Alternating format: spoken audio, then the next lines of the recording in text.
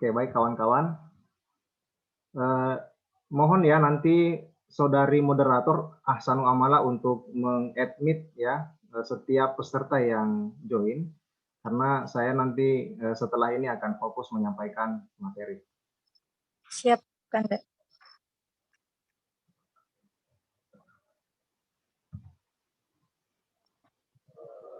Ya, seperti yang sudah disampaikan tadi ya teman-teman semua, bahwa insya Allah kita akan mendiskusikan materi mengenai evaluasi diri dan perencanaan masa depan. Nah, sedikit pengantar ya. Jadi nanti mungkin akan banyak tentang perencanaan masa depan ya. Sementara evaluasi diri ini mungkin hanya sekedar saja dan sekedar berbagi informasi dan pengalaman. Saya pernah ya waktu di SMA ya, Madrasah Aliyah di Pondok Pesantren Muhammadiyah Darul Arkom Gombarak Makassar, itu pernah bersinggungan ya, pernah berinteraksi dengan beberapa ustadz yang kemudian saya baru tahu ya kalau ustadz-ustadz yang saya kenal waktu itu adalah di antaranya itu aktivis partai. Ya, saya sebut saja Partai Islam ya, yaitu Partai Keadilan Sejahtera. Nah, kaitannya dengan evaluasi diri, itu saya ketika berinteraksi dengan ustadz-ustadz tersebut, ada hal yang menarik, ya, yang kemudian itu ternyata dijalankan oleh, ya kalau misalnya kita sebut kader-kader partai ya mungkin pas aja seperti itu ya. Jadi kader-kader partai tersebut itu ternyata terbiasa mengisi yang disebut ya oleh kalangan mereka sebagai mutabaah yaumiyah ya. Ini dalam bahasa Arab ya, mutabaah yaumiyah. Kalau mau diterjemahkan ya mungkin kira-kira kalau kita artikan ke dalam bahasa kita itu adalah evaluasi diri. Mereka sampai memiliki semacam buku saku yang itu isinya setiap aktivitas yang dilakukan setiap hari. Ya, jadi ada buku sakunya itu sudah diformat sedemikian rupa. Itu mulai dari bangun tidur sampai tidur kembali itu ada item-item yang harus diisi ya. Misalnya mulai dari bangun tidur itu aktivitas yang pertama adalah sholat malam. Ya, lalu kemudian ada juga kalau pas misalnya ada jadwal puasa sunnah, di situ di buku itu ditulis puasa sunnah ya. Nanti kalau misalnya dilaksanakan dicentang. Nah, kemudian selanjutnya ya di item-item berikutnya menyesuaikan ya. Jadi ada bagian yang hanya dicentang, tapi ada juga yang kemudian dinarasikan. Misalnya aktivitas sehari-hari. Nah, nanti di jam-jam tertentu itu akan dinarasikan. Ya, jadi misalnya dari jam 7 sampai jam 8 ngapain aja, dan seterusnya. Nah, sementara kalau untuk aktivitas-aktivitas ibadah rutin, itu sudah ada item yang disiapkan. Nah, saat itu saya merasa bahwa ini menarik gini ya. Jadi kita bisa ya dengan instrumen seperti itu, kita sesungguhnya dapat mengevaluasi diri ya sebelum tidur ya. Kalau misalnya kita mengisi semacam itu ya, mutabaah yaumiyah yang saya sebut tadi itu, kita akan bisa mengevaluasi sehari itu ngapain aja. Apakah ada ibadah-ibadah yang tidak dilaksanakan misalnya, atau apakah dalam melaksanakan atau mengisi waktu-waktu di hari itu ada yang terlewat, misalnya hanya dilewatkan dengan tidur aja, atau misalnya dilewatkan hanya dengan main game aja gitu kan, sampai berjam-jam. Nah, itu akan bisa dievaluasi. Nah, menurut saya ini konsep yang sederhana tapi cukup besar pengaruhnya ya. Nah, cukup besar pengaruhnya karena kita bisa mengevaluasi diri tidak hanya setiap pekan atau setiap bulan, tapi juga kita bisa melakukan evaluasi diri per hari ya. Makanya memang apa ya? Ini kan juga tidak lepas dari tradisi kita untuk menulis sesuatu yang kita kerjakan. Ya kan? Makanya ada sebuah ungkapan yang sangat menarik itu adalah tulislah apa yang kamu kerjakan dan kerjakan apa yang kamu tulis. Nah, dengan menulis itu kita bisa membaca kembali apa yang sudah pernah kita tulis itu. Sekedar berbagi teman-teman semua, saya alhamdulillah sampai hari ini diberi oleh Allah konsistensi, ya, sifat istiqomah untuk tidak pernah berhenti merekam setiap aktivitas yang saya lakukan dalam sehari-hari yang mungkin pada umumnya di kalangan teman-teman dikenal dengan istilah diari, ya. Jadi saya sejak tahun 2006 sampai 2021 itu secara konsisten tidak pernah luput menuliskan diari atau catatan harian yang saya laksanakan setiap hari. Jadi saya bisa melihat, ya, saya pada tahun 2006, ya, berarti berapa tahun yang lalu itu? Ya 15 atau 18 tahun yang lalu, itu saya berada di posisi seperti apa. Nah, membaca saya, ya, beberapa tahun yang lalu itu kadang-kadang tersenyum sendiri, gitu kan. Ya, ketika misalnya ada masa di mana galau-galaunya itu kemudian membaca lagi kisah yang saya tulis di situ, saya jadi teringat kembali. Dan menariknya teman-teman semua, dari situ saya kemudian berani mengatakan bahwa saya tidak pernah lepas memori sehari pun sejak saya putuskan untuk menulis diari. Ya, jadi saya kalau ada yang tanya apa 5 tahun yang lalu ngapain aja, saya bisa memastikan bahwa saya bisa menyebutkan by name by day, ya, berdasarkan hari, berdasarkan tanggal, bulan dan tahun, ya. Nah, karena itu, ya, saya punya tradisi, ya, saya memang mentradisikan diri sendiri untuk mencatat setiap aktivitas atau kegiatan dalam setiap harinya, ya. Dan itu sebetulnya juga ada peristiwa yang memicu kenapa kemudian di tahun 2006 itu saya putuskan untuk membuat catatan harian. Nah, teman-teman semua yang saya banggakan, ini ya sedikit pengalaman saya terkait dengan evaluasi diri yang kadang-kadang ya kita itu mungkin hanya melakukan evaluasi itu ya umumnya itu di akhir tahun, ya. Kalau di Jogja dulu ada kegiatan refleksi akhir tahun.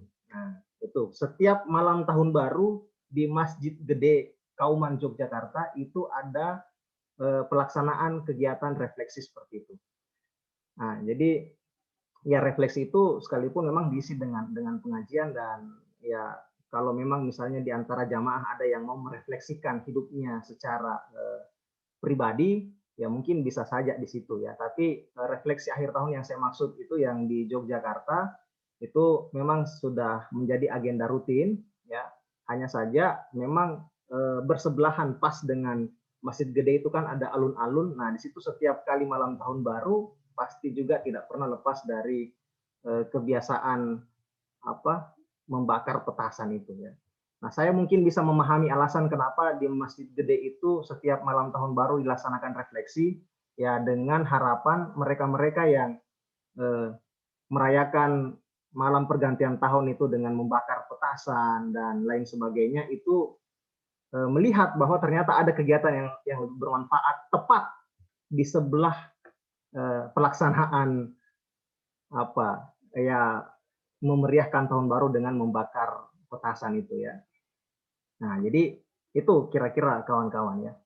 Nah, eh, barangkali di antara kawan-kawan ada yang punya kebiasaan seperti itu gitu ya, melakukan evaluasi dirinya terhadap setiap apa progres yang dilakukan, eh, termasuk mungkin hal-hal yang kurang tapi kemudian dievaluasi.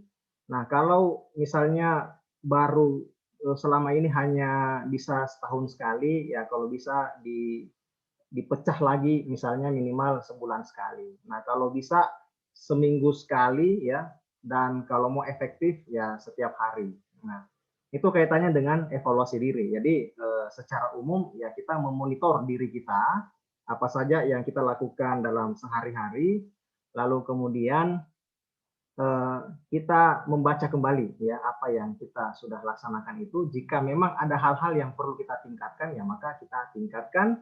Sementara kalau ada yang sudah baik, nah kita kemudian perlu untuk mempertahankan. Nah, teman-teman semua, kita lanjut. Berikutnya adalah ini pertanyaan mendasar. Kenapa sih kita perlu membuat rancangan kehidupan atau perencanaan masa depan ya? Istilah kerennya itu life mapping. Jadi yang pertama, kalau kita berbicara pada skup yang sangat kecil, dalam hal ini individu masing-masing, maka bisa dikatakan bahwa jika individu kita ini sukses, maka itu akan berdampak pada sukses yang lebih besar. Dalam hal ini ya, kita bisa mensukseskan bangsa kita secara khusus kita bisa mensukseskan Perserikatan Muhammadiyah dan juga umat Islam. Nah, jadi saya kira itu ya, dalam teori sosial juga kan begitu. Kalau misalnya ada perubahan yang kita harapkan signifikan terjadi di tengah-tengah masyarakat, maka itu sebaiknya kita mulai dari individu masing-masing. Kalau semboyannya Agin itu kan beliau menyebutkan 3M ya, mulai dari diri sendiri ya, ibda binafsik ya, kemudian mulai dari yang kecil-kecil, kemudian mulai dari sekarang. Nah, di situ M pertama adalah dimulai dari diri sendiri ya, ibda binafsik.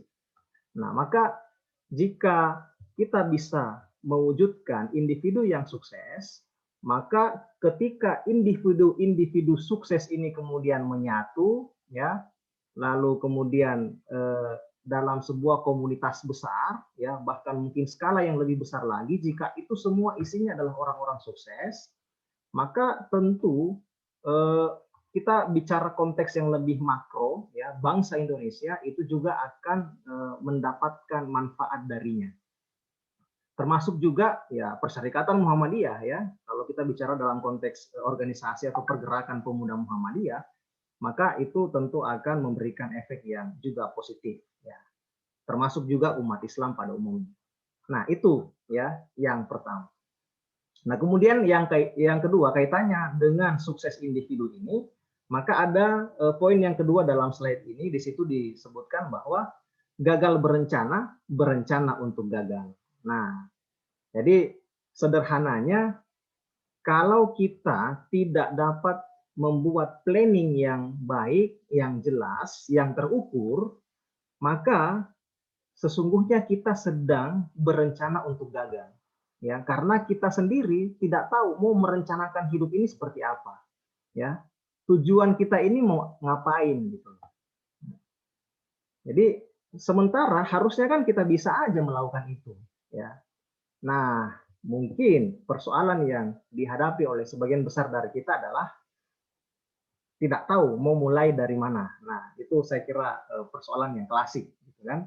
Nah, makanya inilah gunanya teman-teman semua menerima materi mengenai life mapping ini. Jadi itu ya. Jadi kita kalau tidak dapat membuat gambaran tentang rencana hidup, ya maka dengan kata lain kita sesungguhnya berencana untuk tidak menjadi siapa-siapa gitu ya, karena kita tidak mampu membuat gambaran diri kita sendiri. Oke, berikutnya poin yang ketiga, kenapa life mapping itu perlu? Sebab kita perlu juga untuk melakukan pengembangan visi bangsa, persyarikatan dan umat. Ya, nah jadi saya kira bangsa Indonesia ini punya mimpi-mimpi, gitu ya. Ada banyak sekali kan semboyan-semboyan yang selalu digaungkan oleh pemimpin-pemimpin kita. Misalnya Indonesia emas tahun 2000 berapa gitu kan, 2020, 2035 dan seterusnya. Itu kan visi ya. Muhammadiyah juga sama ya. Umat Islam juga saya kira punya visi gitu ya. Nah, ketika setiap individu yang ada di bangsa tertentu, dalam hal ini bangsa Indonesia, kemudian di Perserikatan Muhammadiyah, ya, atau di umat ya, di tengah umat Muslim. Nah, kalau mayoritas ya, anggaplah misalnya mayoritas individu-individu yang ada di situ sudah mampu membuat perencanaan yang matang, yang jelas, yang terukur, ya insya Allah nanti ya beberapa tahun yang akan datang hasilnya akan dipetik. Nah dari situlah kemudian kita akan merasakan. Ya ini kan kita baru membayangkan ya, tapi saya yakin ketika kita sudah mulai atau berhasil merencanakan target-target kita ke depan, nanti ketika target itu sudah tercapai, kita akan baru merasakan betapa dulu ketika memulai ya merencanakan target-target hidup itu sangatlah bermanfaat. Nah, jadi itu kawan-kawan. Kemudian yang keempat adalah ujung usaha adalah takdir. Nah, jadi ini kita memahami ya kalau dari kalimat ini kita memahami bahwa yang namanya takdir atau ketentuan Allah itu akan kita alami ya, akan kita dapatkan ketika kita sudah melakukan ikhtiar yang maksimal.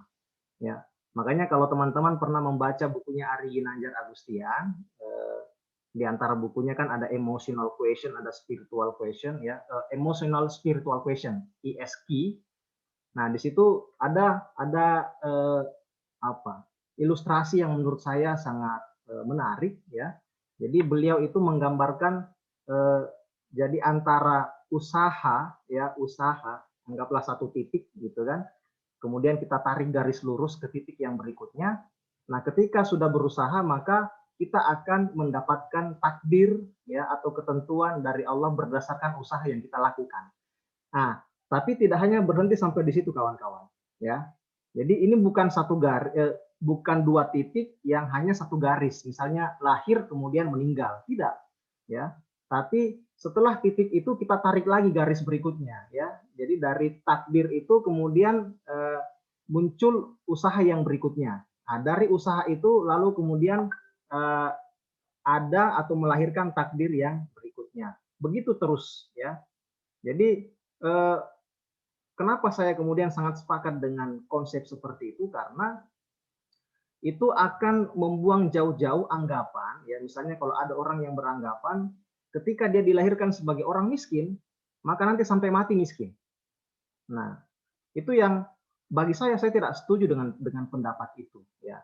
Kita memang tidak bisa memilih ya terlahir dari keluarga mana gitu ya. Anggaplah tadi keluarga yang tidak mampu gitu kan, keluarga miskin, kita tidak bisa memilih itu kalau memang takdirnya begitu ya begitu gitu ya.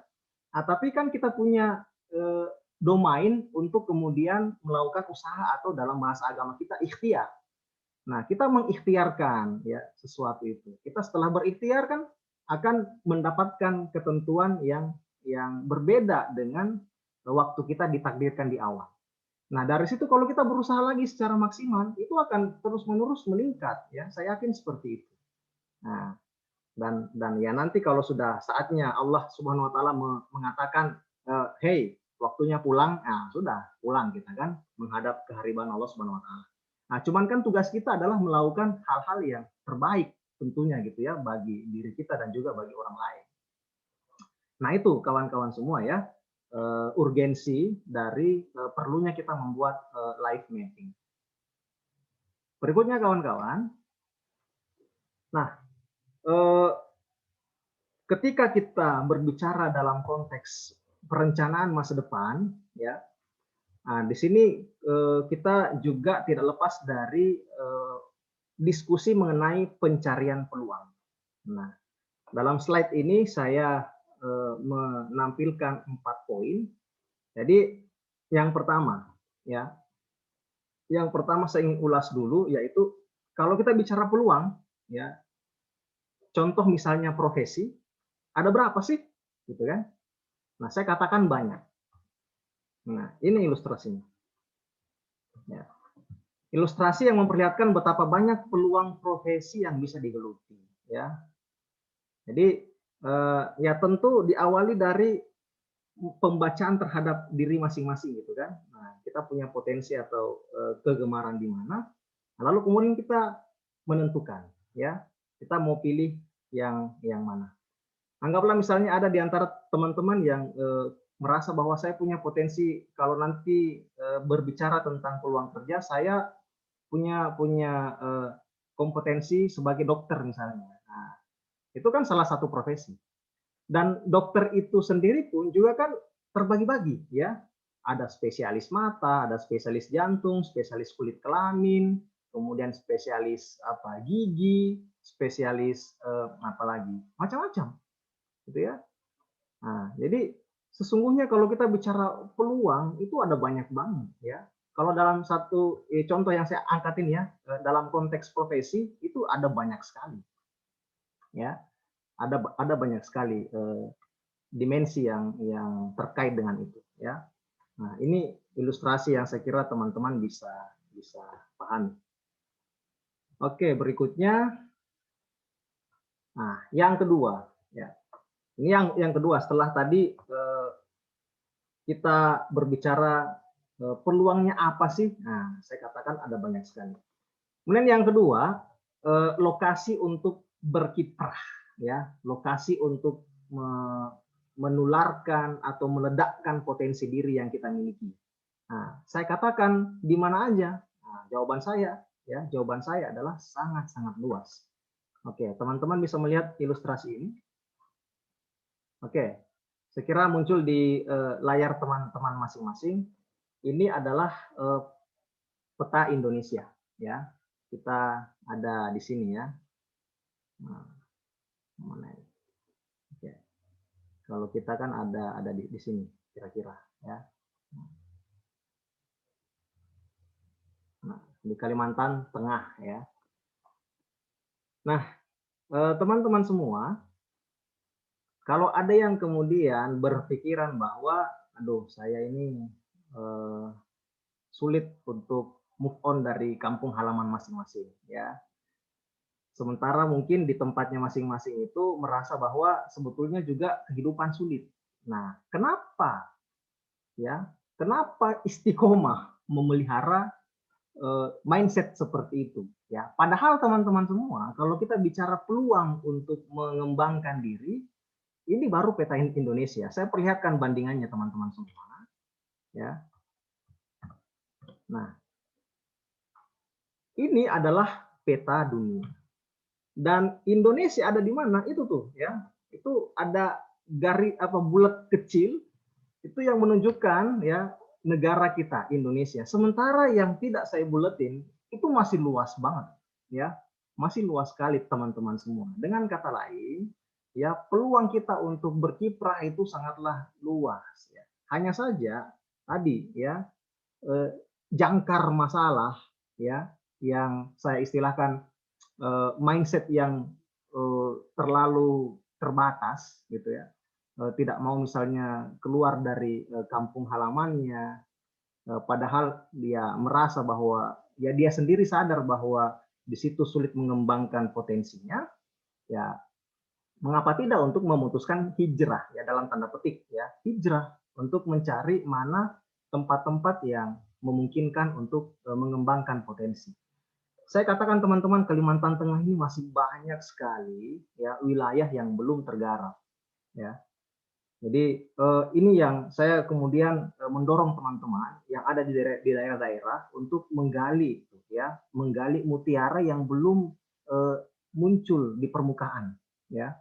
Ada banyak sekali sesungguhnya ya. Berapa misalnya lahan yang nganggur di tempat masing-masing ya. Kemudian ada berapa peluang-peluang usaha atau peluang-peluang bisnis yang ada di tempat masing-masing. Saya ya yang domisilinya di Palangkaraya di ibu kota provinsi, ketika mendengarkan cerita kawan-kawan dari daerah itu saya salut ya.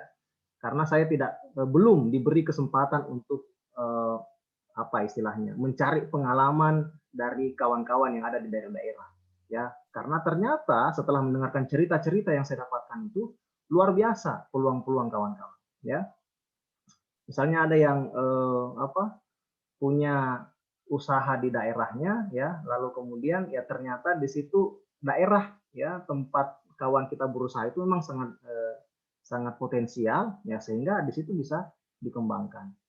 Nah, jadi mulai dari situ kawan-kawan ya kita melihat peluang-peluang ya kalau misalnya pun ya di daerah kita terasa sulit ya maka jangan kemudian terkungkung pada satu pola pikir bahwa saya tidak boleh kemana-mana. Nah, ini saya kira akan membatasi ruang gerak kita. Sementara dunia ini sangatlah luas. Oke, saya lanjutkan kawan-kawan. Nah, yang ketiga adalah berlatih mencari peluang. Ya. Nah, jadi kita juga harus dapat mengasah kemampuan untuk mencari peluang-peluang yang ada. Ya, kalau kita belajar dari kisah sukses, ya banyak pengusaha-pengusaha sukses misalnya itu kan berawal dari ketika mereka mencari peluang, ya kan? Ada misalnya sampah yang hanya berserakan begitu saja, ya, atau teronggok begitu saja.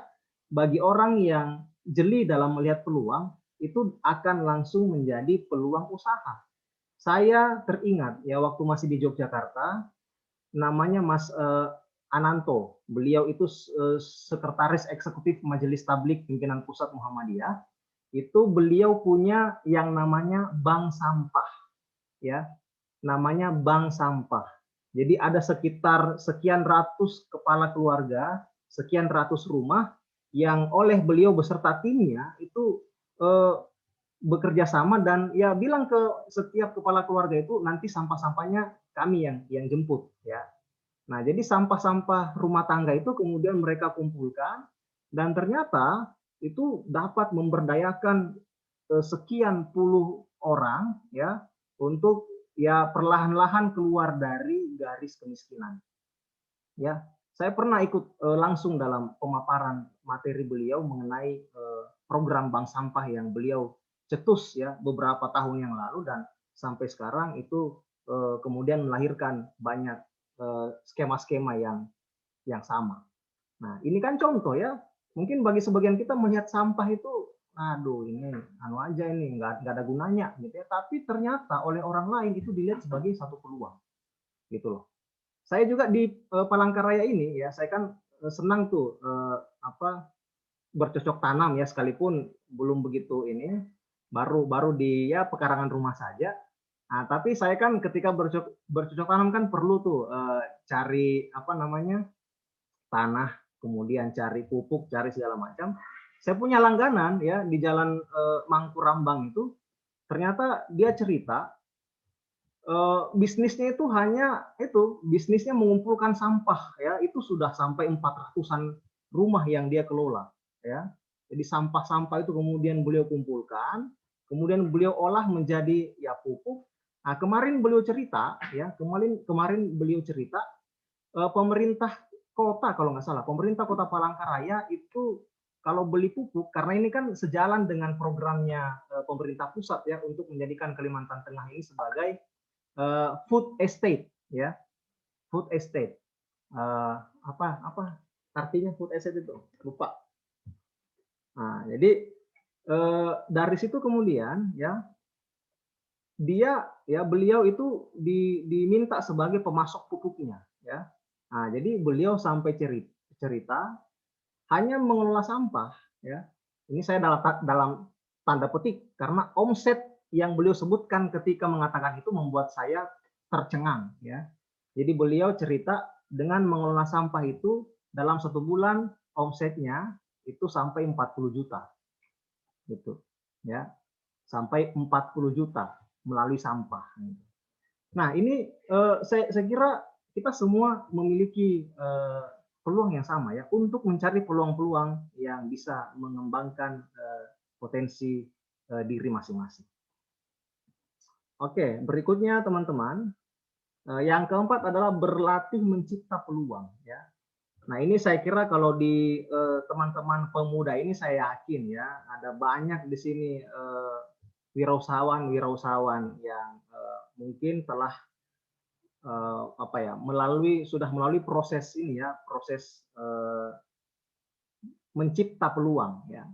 Nah, di sini kan misalnya tadi ada kawan saya tuh ya, Mas Gusti itu kan punya usaha beliau itu ya, punya usaha, punya bisnis ya, kalau nggak salah warung kopi ya. Nah, cuman ini bulan puasa ini kita tidak bisa ngopi-ngopi ya siang-siang setelah tarawih mungkin. Nah, jadi itu ya. eh, ketika kita sudah dapat ya mencari peluang, ya, maka saya yakin kita bisa kemudian bertumbuh ya pada titik berikutnya, yaitu kita yang mencipta peluang. Ya.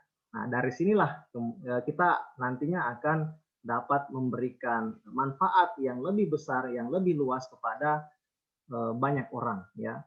Nah, apalagi dengan perkembangan teknologi dan informasi hari ini, kita melihat ya tidak hanya orang-orang tertentu sekarang yang punya peluang sukses, bahkan mulai dari usia yang sangat belia, anak-anak muda itu sudah banyak bisnis-bisnis yang mereka cetuskan melalui startup misalnya ya, seperti Tokopedia itu kan semua bermula dari startup aja gitu kan.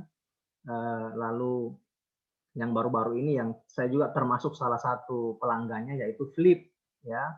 Flip ini jasa pihak ketiga yang semangatnya adalah itu semangat hemat hemat 6.500. Nah, jadi 6.500 ini adalah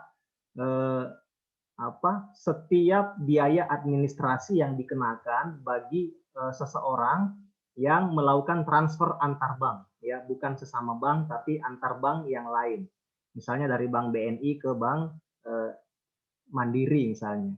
Nah, Flip ini hadir ya untuk menjembatani orang-orang yang tadinya setiap kali transaksi antar bank itu dipotong 6.500. Nah, Flip ini tidak ya. Nah, jadi dia itu pihak ketiga tapi sudah diperiksa oleh otoritas jasa keuangan, kemudian juga dia juga diperiksa oleh Bank Indonesia, nah, dan kemudian ya resmi gitu ya sebagai sebuah usaha.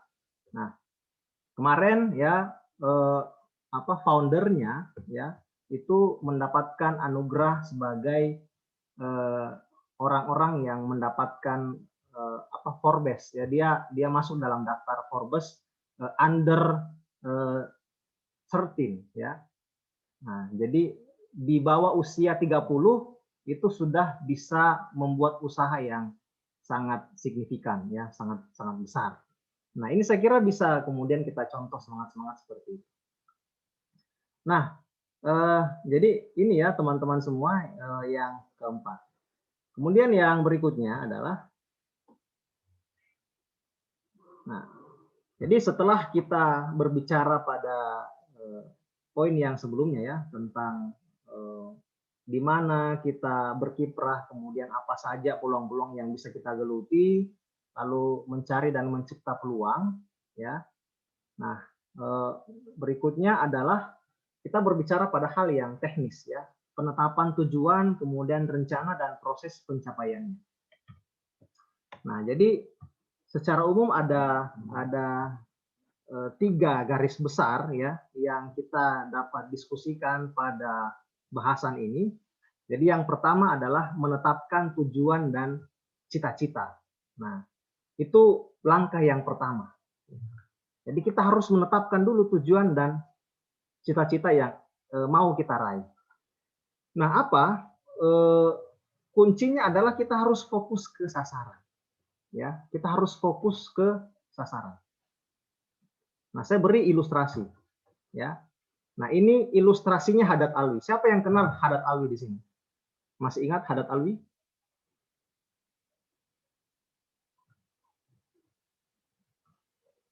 Ada yang masih ingat Haddad Alwi siapa?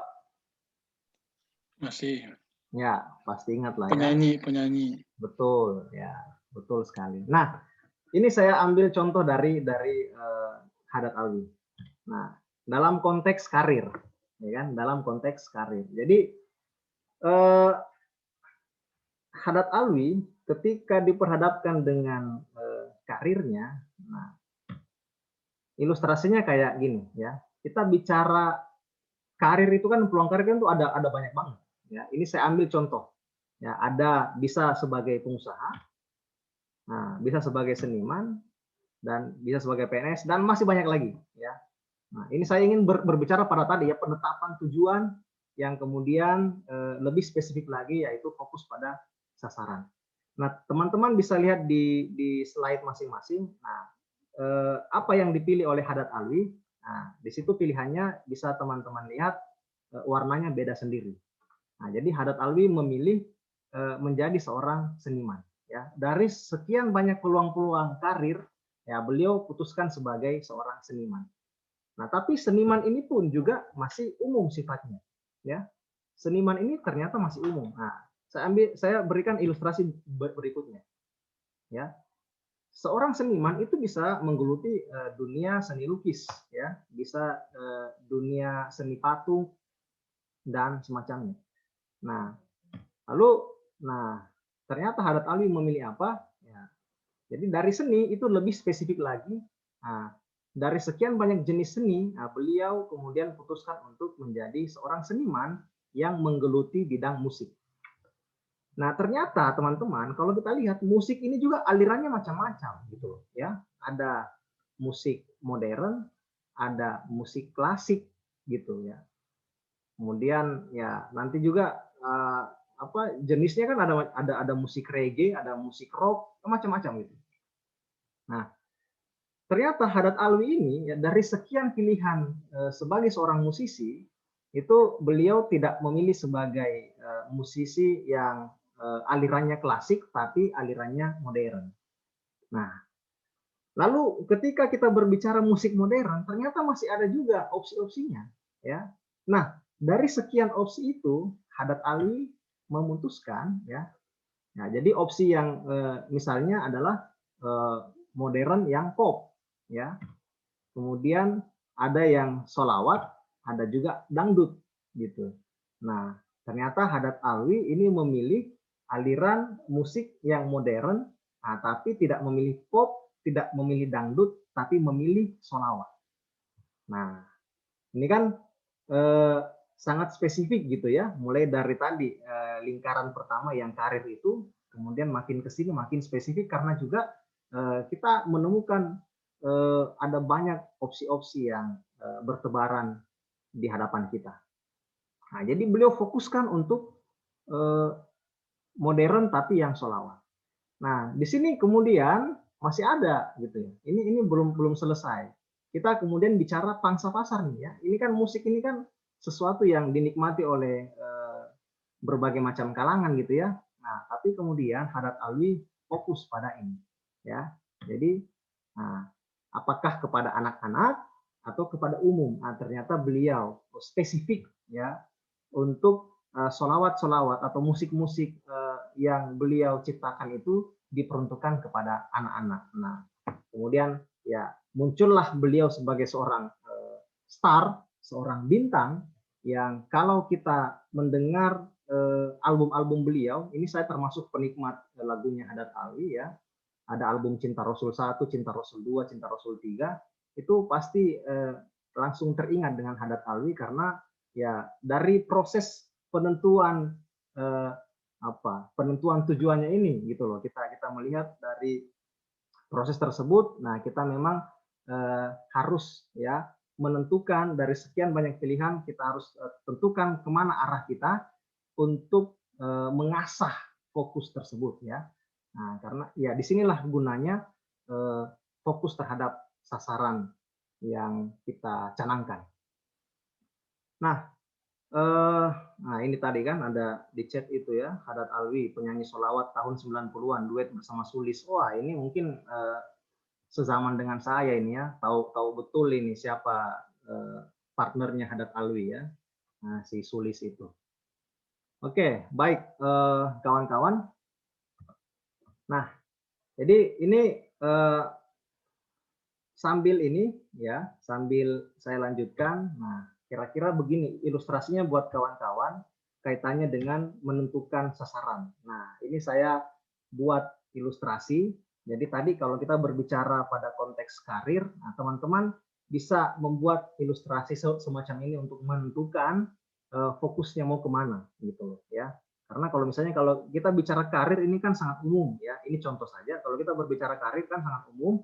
Nah, di depan sana ada sekian banyak pilihan, nah maka pilih salah satu dari sekian banyak pilihan itu. Nah, dan ternyata faktanya ketika kita sudah memilih, masih ada pilihan-pilihan lain yang harus kita pilih ya. Kita diperhadapkan dengan pilihan-pilihan yang lain. setelah kita memilih itu bisa bisa jadi kemudian kita tetap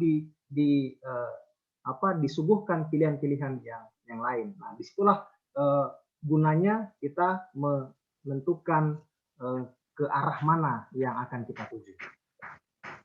Oke, kawan-kawan semua, saya lanjutkan. Nah, yang kedua adalah menguraikan rencana sampai detail. Ya, menguraikan rencana sampai detail.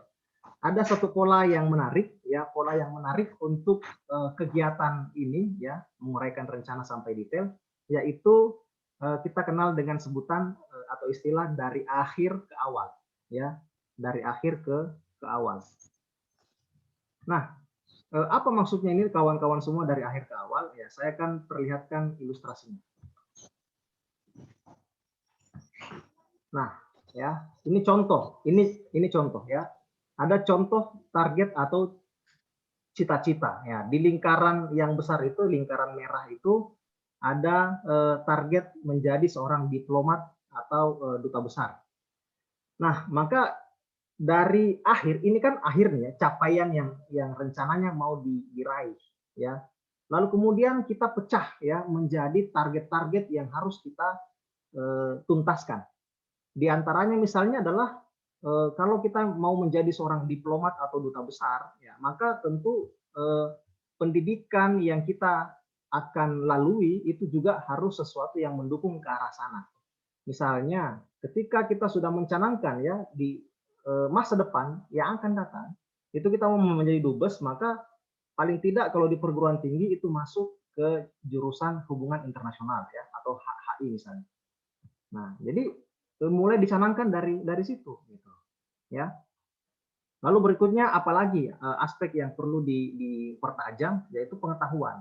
Nah, pengetahuan-pengetahuan yang terkait dengan keduta besaran gitu ya, kediplomatan itu harus kita kuasai ya.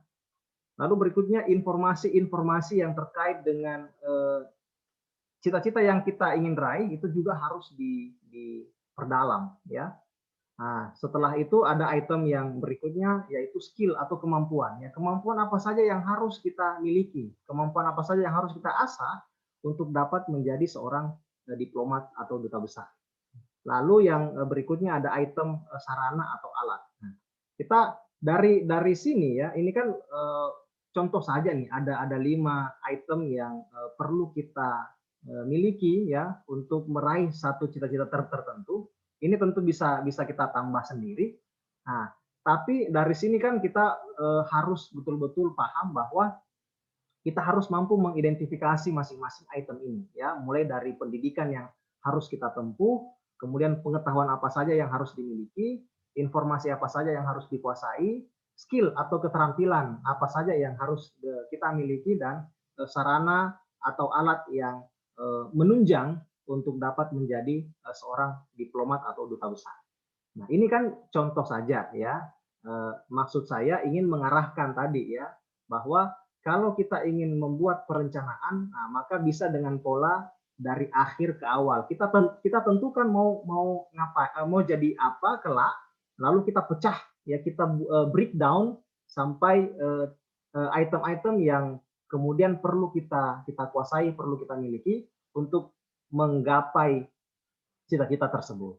Nah, ini dia kawan-kawan semacam apa ya, semacam saran ya buat kawan-kawan. Nah, di situ saya tidak menulis satu profesi atau karir tertentu, nah, tapi di situ saya tulis mau jadi apa. Nah, jadi silahkan kawan-kawan sendiri yang ambil konsep ini, nanti di lingkaran merah itu teman-teman tuliskan, misalnya mau menjadi seorang pengusaha, nah maka teman-teman sudah punya tuh ya akhir yang teman-teman inginkan atau harapkan itu sudah punya. Nah, lalu kemudian perlu di breakdown ya. Kalau mau menjadi seorang pengusaha sukses, misalnya kalau kita mau bicara pendidikan ya, pendidikan apa saja yang harus ditempuh misalnya ya.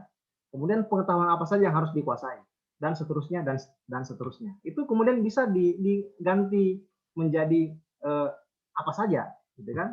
Menjadi pengusaha, mau jadi mau jadi pejabat, mau menjadi politisi, mau menjadi macam-macam ya. Silahkan saja teman-teman lah sendiri yang bisa menentukannya. Oke, baik. Kemudian yang berikutnya adalah ini bahasan yang terakhir, yaitu menyusun proses dan langkah pencapaian tujuan. Nah, ini juga saya mengutip ya. Jadi sebagian besar dari materi yang saya sampaikan ini saya kutip dari bukunya Prof. Marwah Daud Ibrahim ya, dalam bukunya MHMMD, Mengelola Hidup dan Merencanakan Masa Depan. Nah, dalam poin ini, dalam buku beliau itu disebutkan ya, jadi ketika berbicara pada tataran menyusun proses dan langkah pencapaian tujuan, itu beliau mengilustrasikan dengan sesuatu yang sederhana dan mungkin teman-teman sudah sering kali melakukan, ya, yaitu ini ya, metode telur mata sapi. Ya. Jadi ketika teman-teman membuat telur mata sapi kan tidak kemudian langsung ya dari mengambil telur misalnya di kulkas lalu kemudian taruh di piring santap. Nah, kan tidak mungkin seperti itu ya. Ada langkah-langkah, ada prosesnya. Dimulai dari persiapan, ya kan? Nah, jadi kalau dalam persiapan ini langkah pertama adalah ya niat yakin. Ini kalau kita sudah berbicara pada aspek yang lebih luas gitu ya, tidak hanya membuat telur mata sapi ya. Nah, kalau membuat telur mata sapi ya tentu perlu preparation ya, perlu persiapan. Nah, misalnya ya ada telurnya, kemudian ada alat-alatnya gitu ya, ada panci, ada wajan dan seterusnya. Ah, jadi kalau kita berbicara tentang target hidup ya, maka kita harus punya dulu niat ya, yakin sukses ya, punya keyakinan yang mantap, kemudian kita harus menetapkan tujuannya mau kemana. Ya, jadi kalau kata kuncinya yaitu apa dan mengapa ya. Apa yang akan saya raih dan mengapa yang ingin saya raih itu perlu saya perjuangkan. Nah, kira-kira seperti itu. Kemudian yang kedua adalah mengambil keputusan dan membuat rencana detail. Ya, nah kata kuncinya adalah bagaimana, ya, kemudian kapan, siapa, di mana, dan berapa. Nah, jadi harus dibuat sedetail mungkin, ya. Lalu kemudian yang ketiga adalah siapkan bahan baku dan peralatan kerja. Nah, jadi kalau misalnya kita mau analogikan dengan telur mata sapi, ya maka langkah pertama kita yakin dulu, ya. Kita yakin bahwa kita ini bisa ya menghidangkan telur mata sapi yang nikmat, gitu kan. Nah, apa? Ya itu telur mata sapi. Kenapa? Ya mungkin ya jawabannya karena lapar gitu kan. Makanya ya karena lapar ya mau makan ya bikin telur mata sapi. Lalu kemudian langkah yang kedua, caranya gimana gitu kan? Kapan dilaksanakan ya? Nah, itu silahkan ya masing-masing lah yang menentukan. Nah, setelah sampai di situ lalu kita tetapkan langkah yang berikutnya, langkah ketiga yaitu siapkan bahan baku dan peralatan kerja. Nah, ini ilustrasinya ya. Jadi setelah kita melalui tahap yang pertama, maka ini tahap pelaksanaannya ya. Ini ilustrasi zaman dulu ya. Ini kan zaman dulu banget ini. Jadi dimulai dari mengambil korek api gitu kan, kemudian korek apinya digesek ya agar bisa menyala, kemudian batang korek apinya menyala, lalu digunakan untuk menyalakan kompor minyak. Setelah itu ya memanaskan minyak goreng. Setelah minyak goreng panas ya, jangan memasukkan tangannya kita gitu ya. Nah, bahaya kalau masukkan tangan ke minyak goreng yang panas. Jadi yang dimasukkan adalah telur ya. Telurnya dipecahkan dulu gitu kan. Jangan tidak dipecahkan. Nah, kalau telurnya tidak dipecahkan bisa tidak matang-matang gitu ya. Jadi dipecahkan telurnya, lalu dituangkan telurnya di atas penggorengan, lalu telurnya dibolak-balik begitu kan, kemudian tambah sedikit garam, tambah bumbu-bumbu atau apa saja yang ingin dimasukkan di situ, lalu selesailah ya proses penggorengan telur mata sapi, ya kan? Nah, jadi ini tahap yang kedua gitu. Ya, tahap pelaksanaannya. Nah, dan ternyata di tahap pelaksanaan ini pun ada step-step gitu, ada langkah-langkah. Dan catatannya kita tidak boleh kemudian dari langkah 1 langsung ke langkah 8 ya. Masa kita mau menggoreng tapi apinya sendiri belum belum nyala, kan kira-kira seperti itu. Nah, kalau misalnya tidak pakai kompor minyak, pakai kompor gas, kan tidak mungkin tuh matang telurnya kalau hanya sekedar apa telur telur saja tapi tanpa menyalakan kompor gasnya. Nah, jadi kira-kira begitu kawan-kawan ya. Jadi poin pentingnya kita tidak bisa kemudian membayangkan ya setiap langkah itu langsung instan ya dari anak tangga pertama langsung ke anak tangga 9. Atau kalau dalam ilustrasi ini dari poin 1 langsung ke poin 9 misalnya. Kan tidak mungkin gitu loh. Ya, jadi memang ada step-stepnya dan di situ selain mengikuti kaidah step by step itu kita juga harus memiliki kesabaran ya atau dengan istilah lain endurance ya daya tahan ya karena dalam proses ini tidak semua orang itu berhasil ya. Nah, makanya kan ada tuh ya dalam dalam teori motivasi kalau nggak salah itu kan ada yang mengilustrasikan orang ketika menggapai cita-cita itu kan ada 3 jenis ya. Ada yang quitter, ada yang climber, kemudian apa gitu ya. Nah, jadi ketika ilustrasi itu dalam bentuk pendakian gunung, ada orang yang belum mendaki gunung sudah menyerah gitu ya karena melihat betapa tingginya gunung yang mau didaki itu. Nah, kemudian dia tidak mau melanjutkan perjalanan. Nah, kemudian ada tipe yang kedua gitu ya, dia sudah mulai melakukan perjalanan, sudah naik gunung. Nah, tapi ketika dia belum sampai di puncak, melihat ada tempat yang sudah ya lumayanlah untuk mendirikan tenda. Nah, lalu kemudian dia cukup berhenti di situ, mendirikan tenda dan sudah merasa nyaman dengan capaiannya sampai di situ.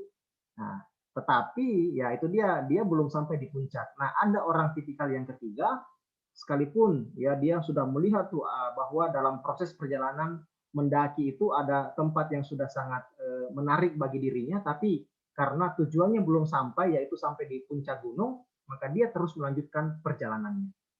Nah, ini yang saya kemudian maksud ya, bahwa kita dalam dalam meraih cita-cita yang telah kita canangkan, itu kita harus punya kesabaran, ya, punya daya tahan tinggi, ya, agar dapat apa eh, bersabar ya untuk tidak berhenti di tengah jalan, ya, atau merasa puas dengan apa yang sudah diraih, gitu, ya. Nah, kira-kira itu ilustrasinya. Kemudian yang terakhir kawan-kawan, nah ada tindak lanjut ya. Jadi setelah tadi telur mata sapinya jadi, ya kemudian ya karena kita lapar gitu kan, ya kita nikmati dong. Kita makan telur mata sapinya, lalu setelah kita menikmati ada konsekuensi ya, ada konsekuensi yang harus kita selesaikan ya. Kalau dalam ilustrasi ini piring yang kita gunakan untuk makan tadi, sendok dan garpu yang kita gunakan makan tadi itu kita bersihkan, kita cuci sebagai bentuk konsekuensi dari apa putusan-putusan yang sudah kita ambil. Nah, kemudian yang terakhir ya adalah kita melakukan evaluasi. Nah, di situ ada simbol plus dan minus gitu kan. Nah, dari apa yang sudah kita lakukan itu, proses yang telah kita jalani, kita kemudian evaluasi. Ya, kalau ini ibarat telur mata sapi, telur mata sapi yang telur ceplok yang kita sudah nikmati itu kita evaluasi. Apakah terlalu asin? Apakah justru tidak asin, gitu kan? Atau misalnya bumbunya kurang, ya, sayur-sayurannya misalnya tidak pas, gitu. Atau misalnya terlalu lama tadi digoreng sehingga ada kesan-kesan pahit-pahitnya begitu ya karena gosong dan sebagainya gitu ya. Jadi kita kemudian mengevaluasi. Nah, untuk kemudian kita lakukan perbaikan-perbaikan jika dalam prosesnya tadi itu ada sesuatu yang masih kurang. Nah, jadi sama halnya dengan apa tujuan yang kita canangkan atau yang kita tetapkan ya.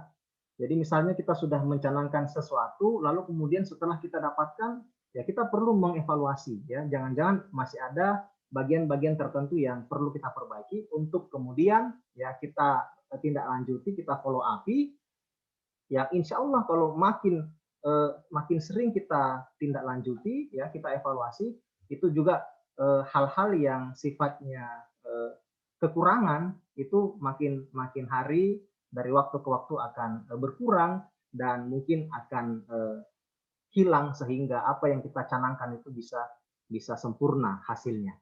Baik kawan-kawan semua, saya kira itu ya untuk pengantar diskusi dari saya. Terima kasih atas perhatiannya. Untuk selanjutnya saya kembalikan ke moderator. Baik, terima kasih banyak Kanda Ihsan. Saya jadi lapar nih dengar ilustrasi masak telur mata sapinya tadi. Iya, sabar Detail sampai sekali azan nih, maghrib. Baik, selanjutnya adalah sesi tanya jawab baik kepada para peserta Baitul Arqam dasar yang ingin bertanya, persilahkan untuk mengaktifkan mic-nya dan juga menyebutkan nama serta asalnya.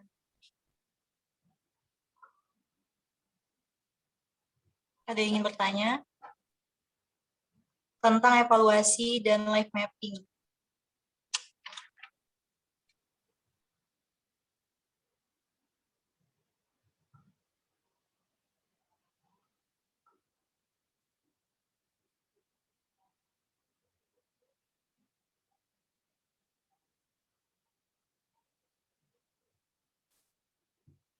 Mungkin ada yang masih dibingungkan tentang evaluasi diri.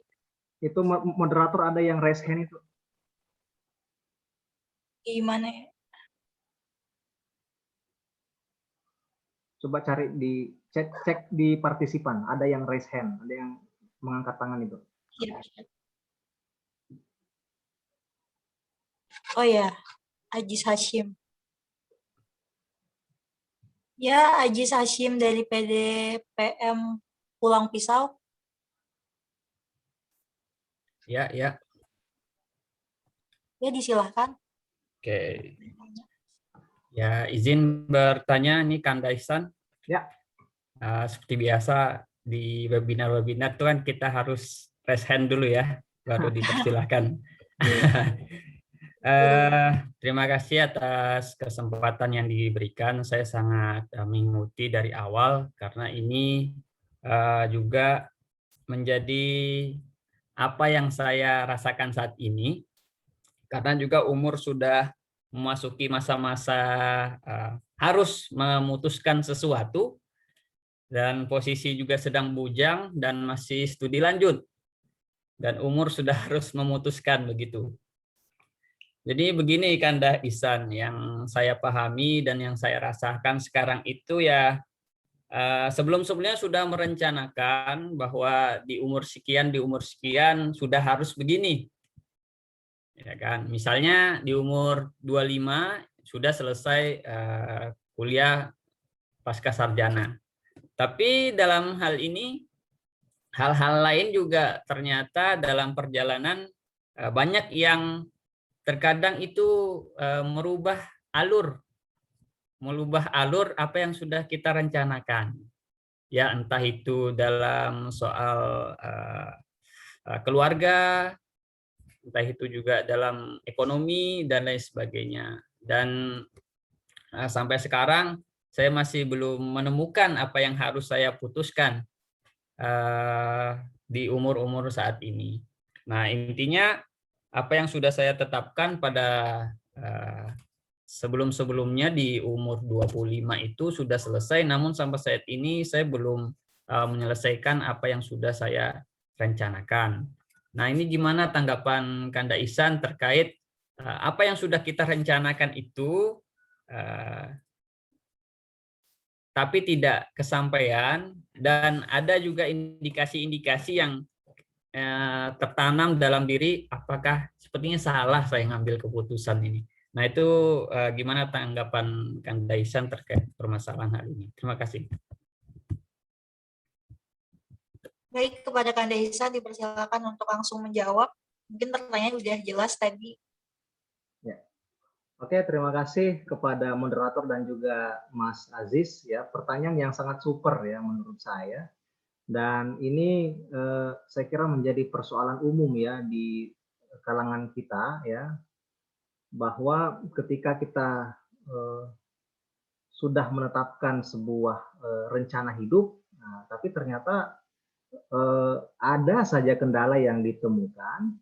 Bahkan tadi ya kalau dari pengalamannya Mas Aziz itu sampai kepada titik di mana jadi bertanya-tanya ya, apakah rencana yang saya bikin kemarin itu sudah tepat atau jangan-jangan keliru gitu ya.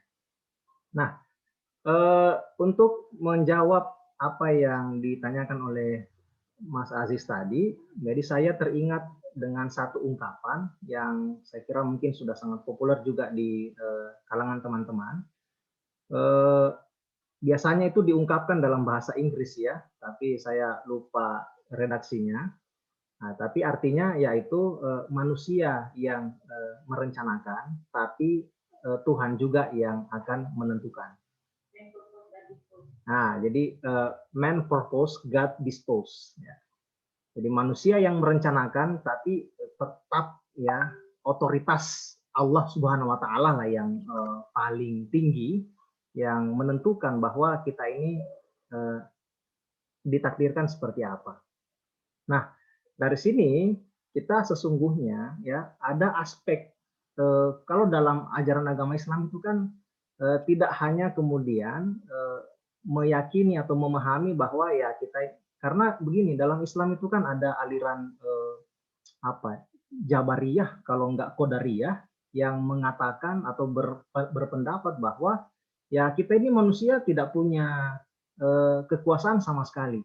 Ya, kalau tadi dalam penjelasan saya mencontohkan orang sukses itu orang yang terlahir miskin itu bagi yang beraliran tadi itu ya dia tidak akan mau melakukan usaha-usaha apapun ya karena dia meyakini bahwa ya inilah saya ditakdirkannya seperti ini maka nanti juga sampai mati akan seperti ini.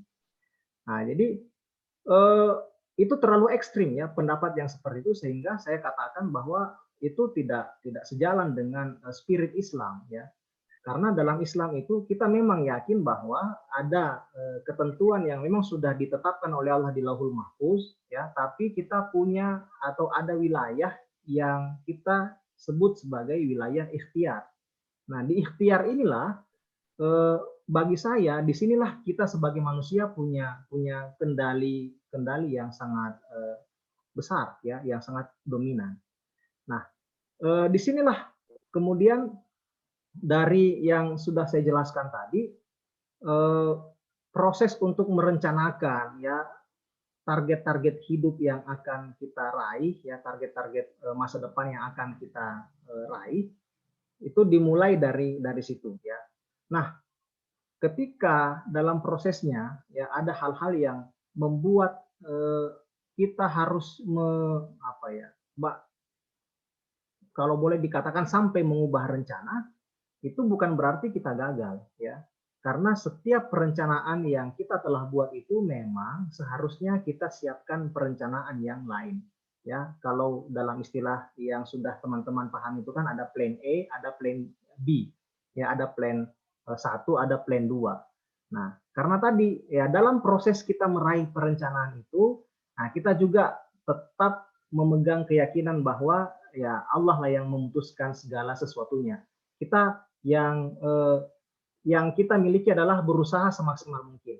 Nah, ketika misalnya kita sudah berusaha dan ternyata kita tidak sampai pada titik atau ujung yang kita rencanakan, ya kita berhusnuzon kepada Allah bahwa ya barangkali bukan ini yang Allah maksudkan buat saya. Ya kan? Karena kalau kita mau cari landasan teologisnya itu kan ada dalam Al-Qur'an, ya. Nah, dalam ayat Al-Qur'an itu kan disebutkan asa an tuhibbu syai'a wa huwa syarrul lakum, ya kan? Wa asa an takrahu syai'a wa huwa khairul lakum. Nah, jadi ini saya kira sebuah argumentasi yang sangat tepat ya bagi kita yang kemudian menjalani kehidupan kita sehari-hari. Ya, kita sebagai manusia mungkin merasa bahwa plan atau rencana yang sudah saya buat ini sudah sempurna, perfect, bahkan sudah sampai pada langkah-langkah yang sangat taktis ya, mulai dari langkah A, langkah 1, 2, 3, 4 dan seterusnya. Ya, kita merasa bahwa inilah yang terbaik, inilah yang tepat bagi saya. Nah, tapi kalau kita sandarkan lagi kepada ayat Al-Qur'an tadi, nah, bisa jadi gitu loh. Apa yang kita katakan baik itu bagi Allah itu buruk sesungguhnya. Yang kalau kita dapatkan posisi itu misalnya, yang kalau misalnya kita sampai pada titik itu justru akan merusak kita. Nah, maka inilah yang kemudian kita harus kembalikan lagi kepada takdir Allah itu. Dan berikutnya itu tadi, kalaupun misalnya gitu ada sesuatu yang kita anggap buruk, nah, kita jangan langsung mengatakan bahwa itu buruk ya. Barangkali ya ada rahasia yang telah Allah siapkan di sana yang ternyata itulah yang terbaik buat kita gitu. Ya. Nah, jadi selalulah berhusnuzon terhadap setiap apa yang menjadi ketentuan Allah, sebab tadi sudah saya sampaikan kita ini wilayahnya adalah merencanakan, ya. Nah, man purpose but God dispose, ya. Tetapi ketuk palu terakhirnya, ya, ketukan palu terakhirnya itu ada di tangannya Tuhan, ya, di tangannya Allah, sehingga ya kita harus selalu berhusnuzon terhadap apa ketentuan-ketentuan yang kita dapatkan. Nah, cuman itu tadi ya, saya kira teman-teman semua paham lah ya, kalau misalnya dalam perencanaan kita mengalami kegagalan, ya hanya orang-orang yang selalu bangkitlah setiap kali dia gagal, hanya orang-orang yang selalu bangun ketika dia terjatuh yang dapat meraih sukses di masa-masa yang akan datang. Saya kira itu Mas Aziz respon yang saya dapat berikan. Terima kasih. Baik, terima kasih banyak Kanda Ihsan. Jadi pada intinya yang penting tugas kita adalah selalu berikhtiar, dan kuasa terjadi atau tidaknya itu bukan kuasa kita ya Kanda. Yang penting kita selalu mengoptimalkan usaha kita. Ya. Selanjutnya ada yang bertanya nih Kanda di chat, Hengki Setiawan dari PDPM Kobar. Ya. Assalamualaikum warahmatullahi wabarakatuh. Kanda izin bertanya, pada usia berapa efektifnya seseorang anak diajarkan mulai disiplin dan mengerti untuk merencanakan masa depannya dengan tepat, dan bagaimana kiatnya agar generasi muda lebih mengerti perannya, melihat saat ini generasi muda banyak terkena arus modernisasi, lebih banyak waktu berleha-leha dengan gadget dan tren kekinian yang melenakan untuk memikirkan masa depan. Ya. Baik. Oke, ini pertanyaan yang luar biasa dari Mas Hengki. Nah, jadi ini ada beberapa dimensi ya yang kalau boleh dibagi itu dimensi yang pertama adalah usia berapa anak sudah bisa diajak untuk merencanakan masa depan. Lalu kemudian yang dimensi yang berikutnya adalah bagaimana kita menciptakan ketahanan rumah tangga dari arus modernisasi yang luar biasa pesat ini, yang walau ada sisi positifnya, tapi juga dibarengi dengan sisi negatif. Nah, baik, saya ingin mencoba untuk merespon satu persatu. Jadi yang pertama adalah pada usia berapa gitu ya, anak-anak itu bisa diajak untuk merencanakan masa depan. Nah, ini saya kutip lagi ya hasil bacaan saya dari buku Prof. Marwah Daud dalam buku MHMMD yang beliau tulis itu. Nah, jadi beliau bandingkan ya. Beliau bandingkan antara kita di Indonesia pada umumnya dengan masyarakat barat ya, dengan masyarakat barat pada umumnya. Jadi Prof. Marwah ini punya pengalaman pernah lama di Amerika Serikat ya. Beliau itu S2 kalau nggak salah dan S3 di sana. Nah, kemudian ya ada beberapa negara Eropa lain juga atau negara barat lain yang beliau pernah kunjungi. Nah, beliau melihat ya kenapa kita ini di Indonesia pada umumnya di usia bahkan relatif sudah dewasa begitu masih mengalami kebingungan dalam menentukan arah hidupnya. Nah, sementara beliau bandingkan yang di barat sana itu berbeda.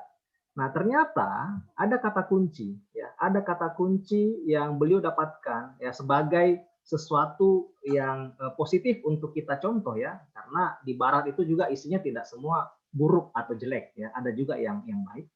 Nah, ini saya kutip dari pengalamannya Prof. Marwah. Jadi beliau katakan di barat itu ternyata anak-anak itu sudah mulai diasistensi. Nah, sudah mulai diasistensi oleh orang tuanya. Nah, ini menarik ini ya. Jadi Anggaplah misalnya begini, ya, jadi beliau punya pengalaman sendiri di barat sana, menemukan beberapa keluarga itu anak-anaknya, ya sekalipun dia berasal dari keluarga yang mapan, yang mampu begitu, tapi dari kecil anak-anak itu sudah mulai diarahkan. Misalnya anak-anaknya mereka itu senangnya di mana, maka diarahkan ke situ, ya. Misalnya ada yang senang jual beli apa bisnis gitu kan, jualan, ya maka orang tuanya memberi asistensi, ya, memberi asistensi, memberi pengalaman kepada anaknya itu, ya, diberi motivasi. Dan itu ya sejak anak-anak gitu loh, ya. Sejak anak-anak tanpa menunggu mereka harus ya usia SMP atau SD. Ya itu bisa dimulai sejak di pendidikan usia dini gitu, ya. Nah, jadi kalau di barat dia seperti itu. Nah, kalau di kita sesungguhnya ya kita bisa mulai dengan memberikan kemampuan-kemampuan dasar, ya. Kemampuan-kemampuan dasar. Misalnya kita dari dini kepada anak-anak itu kita tanamkan rasa percaya diri, ya, rasa percaya diri. Nah, ini saya ambil lagi pengalaman gitu ya. Nah, jadi ya Prof. Marwah itu suatu ketika dia pernah main-main bersama anaknya, lalu satu ketika menemui sebuah rintangan begitu ya. Ada semacam selokan kecil yang oleh anaknya itu ketika ditanya tidak mau menyeberang, ya. Lalu apa yang dilakukan oleh Prof. Marwah kepada anaknya itu, beliau katakan, kamu bisa nak, gitu. Kamu bisa, coba ya, kamu bisa. Jadi orang tua dalam hal ini kan memberikan motivasi, ya, sekaligus juga ya itu bentuk asistensi, ya, mengasisteni anaknya, ya, membesarkan jiwanya, ya, bukan justru kemudian mengerdilkan, ya. Kan barangkali kalau kita ini kan yang belum paham, ya anak kita mengalami kesulitan, ya kita pengennya itu segera anak ini keluar dari persoalannya. Nah itu kan dalam perspektif kita sebagai orang tua. Tapi dalam perspektif dia sebagai anak, itu adalah sesuatu yang merupakan proses dia untuk belajar. Nah, kapan anak itu tidak bisa melalui rintangan yang dia hadapi, maka itu akan berpotensi menjadikan dia seorang anak yang tidak akan pernah bisa menyelesaikan persoalan atau rintangan yang dihadapinya kelak. Ya, itu bisa seperti itu, ya. Makanya memang penting itu sejak dini ditanamkan nilai-nilai dasar. Ya, kita jangan sampai sebagai orang tua itu menggunakan mindset kita sebagai orang tua, lalu kemudian kita gunakan kepada si anak. Makanya misalnya dalam teori perkembangan itu anak-anak pada usia-usia tertentu dia sudah harus bisa misalnya mengikat tali sepatu sendiri, gitu kan, mengancing baju sendiri, kemudian makan sendiri, ya. Jadi jangan kemudian kita sebagai orang tua terlalu mengedepankan perasaan. Kita sudah belajar nih ya agar anak-anak mau makan sendiri. Tapi ketika anak itu lama makannya, lalu kita kemudian jengkel, kemudian marah, akhirnya menyerah ya. Misalnya, udahlah nasi yang masih ada itu dibuang aja. Nah, itu sesungguhnya tidak mendidik itu ya. Nah, jadi kita harus dorong anak-anak itu untuk menyelesaikan tanggung jawab dia ya, untuk menyelesaikan apa yang menjadi tugasnya dia sesuai dengan usianya gitu. Nah, jadi ini yang saya ingin sampaikan terkait dengan dimensi yang pertama. Nah, kemudian dimensi yang kedua adalah bagaimana membentengi keluarga ya. Kalau kita bicara pada konteks ini, maka itu tidak lepas dari peran orang tua ya. Itu tidak lepas, sangat dominan ya, sangat dominan, apalagi di masa-masa atau di zaman sekarang. Kebetulan istri saya ya, ini pengalaman dari istri saya itu adalah seorang psikolog ya.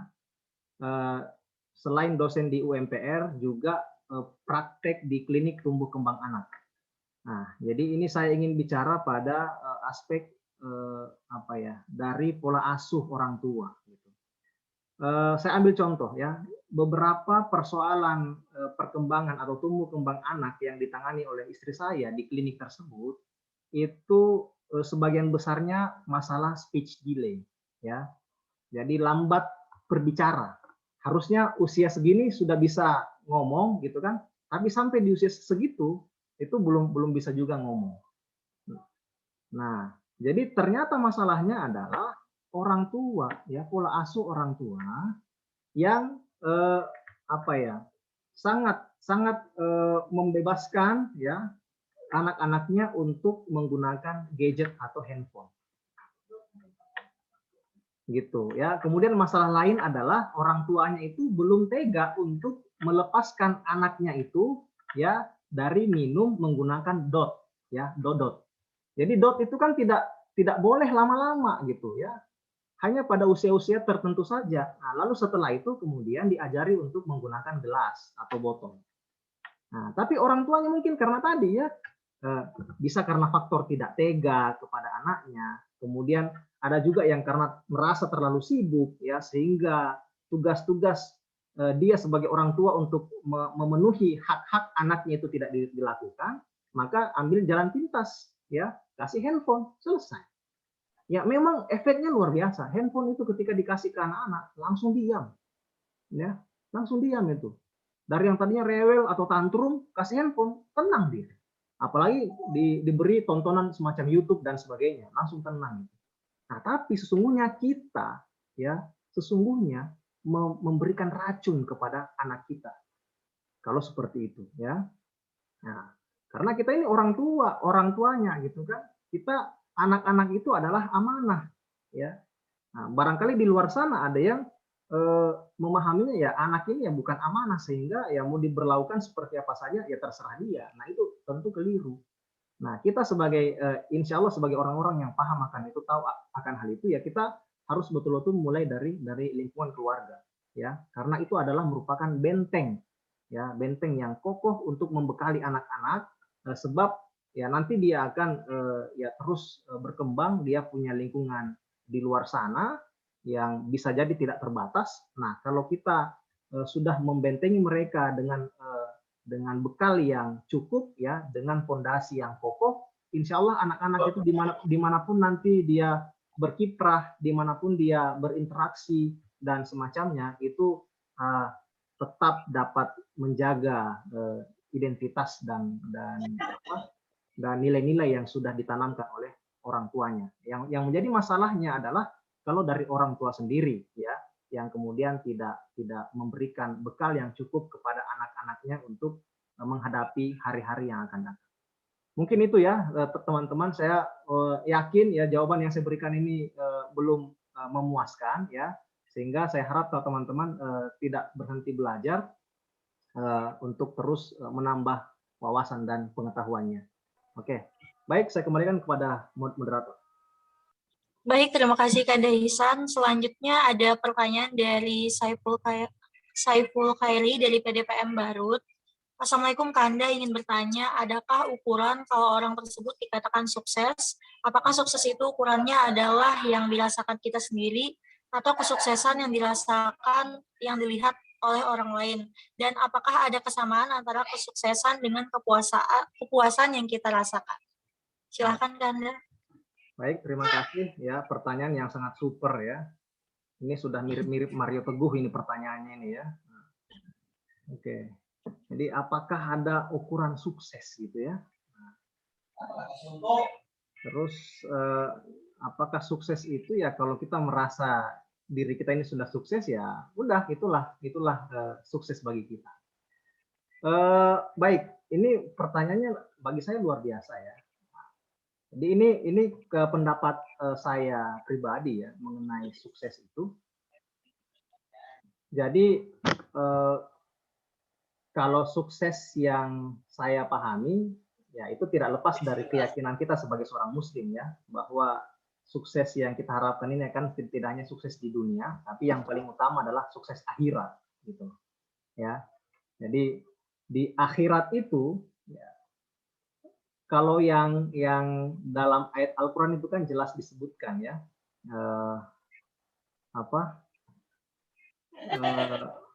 Allah itu ya yang dilihat itu bukan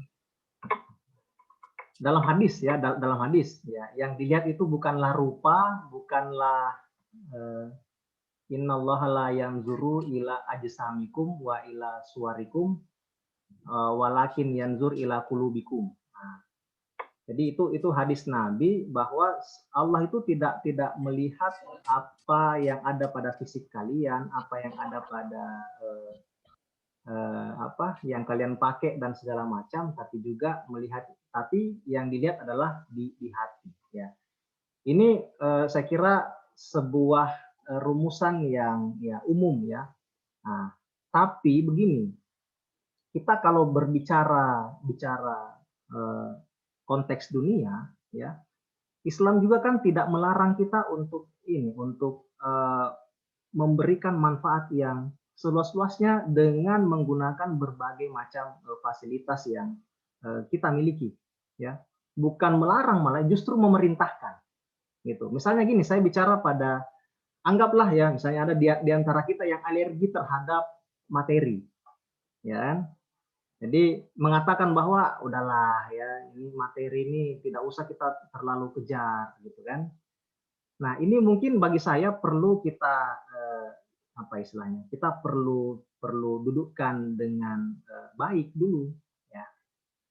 Karena gini, saya pernah mendengarkan penjelasan, kalau kita melihat ya, kalau kita melihat ini sederhana menurut saya. Kalau kita melihat rukun Islam ya, kalau kita melihat rukun Islam, bagi orang yang kurang mampu itu, sesungguhnya dia hanya bisa mentok-mentoknya, maksimalnya itu melaksanakan 3 rukun Islam. Ya. Jadi yang pertama itu adalah mengucapkan 2 kalimat syahadat, kemudian sholat, kemudian puasa. Gitu. Ya. Ini bagi orang yang secara materi kurang. Nah, tapi kalau orang yang keimanannya baik, ya, ketakwaannya baik, Islamnya bagus, ya, sekaligus juga dia punya dukungan finansial atau materi yang baik atau yang melimpah, dia bisa lakukan 5 rukun Islam itu sekaligus, ya.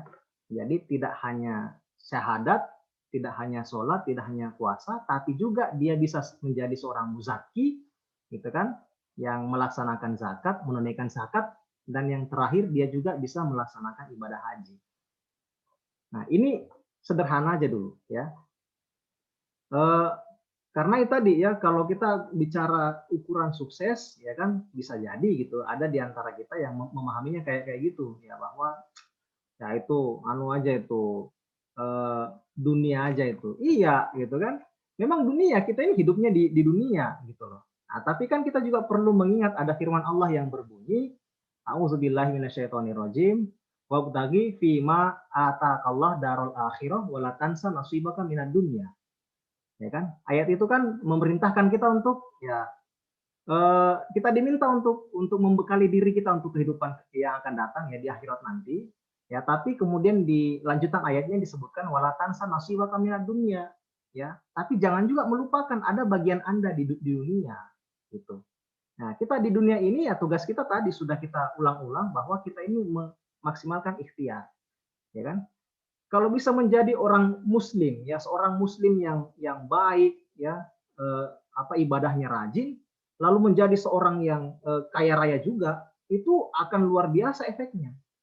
Makanya juga tadi saya katakan, ya kaitannya dengan organisasi kita di Pemuda Muhammadiyah, itu akan sangat baik itu kalau 20% dari pengurusnya itu pengusaha. Ya. Nah, data yang saya peroleh itu pengusahanya baru 8%. Ya. Kecil 8% itu. Nah, kalau sudah sampai 20% itu bagi saya sudah luar biasa. Itu tidak hanya kemudian mendatangkan manfaat bagi diri dan keluarganya, tapi juga bagi umat. Ya kan? Makanya tadi dalam materi yang saya sampaikan ini kan, kita kalau sukses individu itu akan kemudian punya potensi untuk mensukseskan bangsa, mensukseskan persyarikatan, mensukseskan umat gitu ya. Kalau kita sama-sama kemudian saling mengajak gitu kan, saling mendorong untuk sukses bersama gitu loh ya. Jadi bagi saya tidak ingin mengatakan sukses ini itu, tapi dari konsep yang saya sampaikan tadi, semoga kiranya bisa dipahami oleh kawan-kawan gitu, bahwa memang ada gitu ya, ada orang yang ya betul-betul dengan apa yang terlihat, apa yang nampak mungkin bagi kita gitu ya, ukuran kita itu susah, tapi bagi dia sudah sangat nikmat. Ya, iya gitu loh. Tapi kalau ya tentu akan lebih baik gitu ya kalau ada seorang muslim yang ibadahnya bagus, sholatnya rajin, ibadah-ibadah yang lainnya. Saya pernah melihat ya, dan ini real. Ya, ada seorang bisnismen gitu ya, dia agamanya luar biasa gitu ya. Nah, tapi di waktu yang bersamaan dia tetap bisa menghandle sekian puluh bisnis ya, unit bisnis yang beliau punya ya. Sekian puluh unit bisnis yang beliau punya. Ibadahnya rajin, masih sempat ikut pengajian, dan luar biasanya kawan-kawan, sekali nyumbang itu 10 juta. Ya. Sekali nyumbang 10 juta. Nah, kita ini ya, aduh ya, nyari ini aja mungkin masih susah gitu kan. Nah, ini sudah bagus ibadahnya gitu kan. Nah, tapi juga dunianya dapat. Nah, ini yang saya kira perlu kita dorong bersama gitu ya. Kader-kader perserikatan, kader-kader pemuda Muhammadiyah itu harus seperti itu gitu, ya. Nah, jadi sukses bagi dirinya, sukses bagi keluarganya, dan juga sukses bagi umat gitu ya. Tidak merasa tidak cukup hanya dengan apa yang dimiliki, tapi juga bisa kemudian memberdayakan. Jadi berdaya dan memberdayakan. Nah, kira-kira begitu kawan-kawan. Ya, terima kasih. Baik, terima kasih Kanda Ihsan. Apakah ada lagi yang ingin bertanya? Atau sudah sampai di sini? Karena udah azan asar juga. Ya, betul. Sepertinya nggak ada yang bertanya lagi ya? Sudah asar. Nah. Baik, oleh karena itu, izinkan saya untuk membacakan kesimpulan dari materi pada siang ini, yaitu adalah evaluasi diri itu merupakan aktivitas sederhana yang sering dilupakan, padahal sangat banyak sekali manfaatnya. Dan semoga bisa kita laksanakan bukan hanya setahun sekali atau 2 kali, tapi juga setiap hari. Dan tindak lanjut dari evaluasi diri itu adalah life mapping atau perencanaan masa depan. Dan life mapping ini memang sudah tugas kita untuk berusaha atau berikhtiar melakukan rencana dan berusaha sebaik-baiknya. Masalah hasilnya itu bukan kuasa kita, yang penting kita sudah seoptimal mungkin untuk melakukan yang terbaik. Itu saja pertemuan pada siang ini. Semoga kita selalu diberi kesehatan dan keberkahan dalam melakukan ibadah puasa sampai akhir. Terima kasih banyak Anda Ihsan sebagai pemateri dan para peserta Baitul Arqom Dasar yang telah mengikuti materi ini dengan sangat kondusif sekali. Baik, akhirul kalam. Nun wal qalami wa ma yasturun. Wassalamualaikum warahmatullahi wabarakatuh. Waalaikumsalam warahmatullahi wabarakatuh. Waalaikumsalam warahmatullahi wabarakatuh. Ya. Instruktur, adakah instruktur? Nah, ini kayaknya. Oke, baik. Saya langsung merangkap aja ya sebagai instruktur juga. Baik, terima kasih kepada moderator ya atas waktunya. Ya, moderator ini kader kita di IPM ya, dan juga kader IMM. Dan memang kita sengaja ya untuk mengikutkan di kegiatan seperti ini agar ada pembelajaran. Baik teman-teman semua, ini saya kira kita bisa langsung mencukupkan karena waktu asar sudah tiba.